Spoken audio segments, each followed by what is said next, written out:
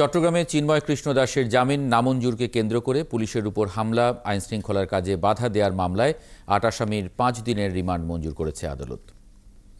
মঙ্গলবার Chittagong metropolitan magistrate ৩ আদালতের বিচারক আলমগীর হোসেন রিমান্ড মঞ্জুর করেন। রাষ্ট্রপক্ষের আইনজীবী মফিজুল হক ভূঁইয়া জানান, মামলায় ৮ আসামির ৭ দিনের রিমান্ড চেয়েছিলেন তদন্ত কর্মকর্তা। পরে শুনানি শেষে ৫ দিনের রিমান্ড মঞ্জুর করেন বিচারক।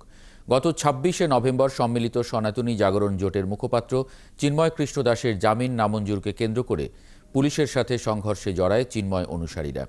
সংঘর্ষ চলার মধ্যেই পিটিয়ে ও কুপিয়ে হত্যা করা হয় আইনজীবী সাইফুল ইসলাম আলিফকে।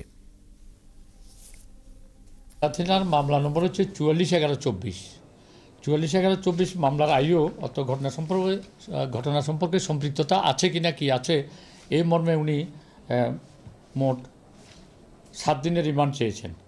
তো মাননীয় আদালত ৫ দিনের রিমান্ড মঞ্জুর করেছেন।